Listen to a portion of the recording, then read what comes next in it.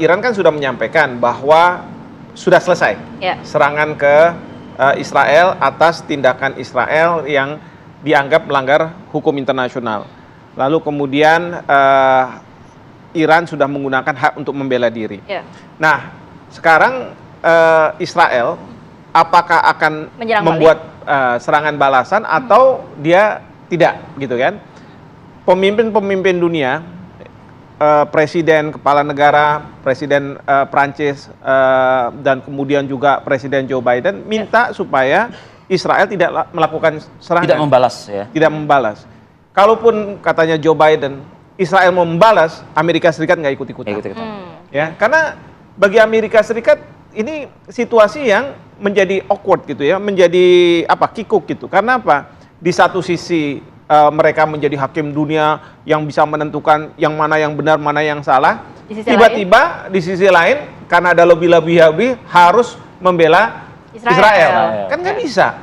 Nah, sehingga Joe Biden mengatakan bahwa kalau sampai Anda menyerang balik Iran, maka kami nggak ikut-ikutan. Kalau Anda memprediksi, akankah nurut nih Israel dengan kalimat Biden seperti itu? Kelihatannya nurut. Dari berita yang saya monitor, Perdana Menteri Netanyahu mengatakan membatalkan rencana serangan ke Iran. Meskipun ada ya? Meskipun ada ya niat untuk membalas. Niat untuk itu ada, karena sebelumnya kan Menteri Pertahanan Israel mengatakan bahwa kami akan melakukan pembalasan ke Iran pada waktu yang tepat. Nah, pada waktu yang tepat ini kan kata-kata yang bersayap. Artinya tepat itu mau sehari dari sekarang, 5 hari dari sekarang, 1 bulan, 1 tahun. Dong, berarti tetapi kan intinya juga dia juga nggak mau kehilangan muka. Pada waktu yang tepat bisa saja tidak dilakukan serangan, ya kan? Nah, maka saya katakan ini kata-kata yang mengambang. Tapi kemudian Netanyahu mengatakan, udah kita tidak melakukan itu karena kalau kita melakukan itu, sekarang ini Israel sangat dipojokkan oleh opini dunia yang mengatakan bahwa Israel itu bukan lagi menjalankan hak untuk membela dirinya karena serangan dari Hamas tanggal 7 Oktober, tapi sudah melebihi dari itu karena sudah sampai genosida. Buktinya Afrika Selatan sudah memajukan perkara ini ke Mahkamah Internasional. Nah, oleh karena itu Benjamin Netanyahu mungkin berpikir, tapi bagus juga kalau menurut saya ya apa yang terjadi kemarin ini. Kenapa? Ini semacam blessing in disguise. Kenapa, Prof? Iran ini kan sudah sejak lama ingin ikut terlibat dalam perang diri ya selama ini di Israel. Iya, menahan diri. Karena yang pasti Hamas itu didukung oleh Iran. Dan Gaza itu diserang oleh Israel sampai pada titik keinginan dari Israel. Unsur dari Hamas itu hilang. Itu kan sampai kapan? Berarti kan sama aja memang menggenosida orang-orang di Gaza, lalu kemudian juga menduduki wilayah Gaza oleh Israel untuk memastikan bahwa tidak akan ada lagi serangan-serangan rudal dari Gaza oleh Hamas. Nah, itu yang namanya Iran sudah ingin masuk, tapi kan selalu Amerika Serikat mengatakan bahwa kamu masuk, saya hadir. Maka mereka nggak masuk-masuk, tapi ada serangan kayak begini. Sekarang Iran punya kesempatan untuk melakukan serangan ke Israel.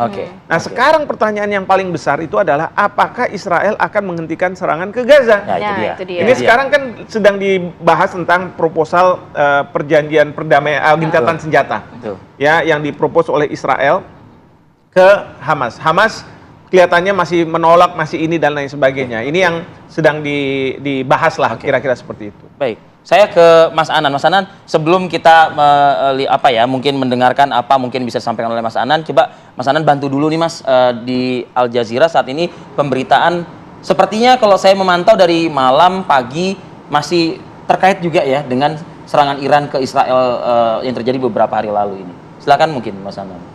Iya, memang di Al Jazeera dikatakan bahwa Benjamin Netanyahu langsung mengumpulkan semua menteri perangnya, terutama ada kecaman yang sangat luar biasa kepada kebijakan Menteri Pertahanan Israel karena dia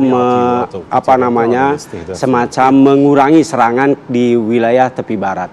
ini konflik yang terjadi di antara Perdana Menteri dengan beberapa menteri perangnya yang mengakibatkan tekanan yang sangat kuat kepada Benjamin Netanyahu.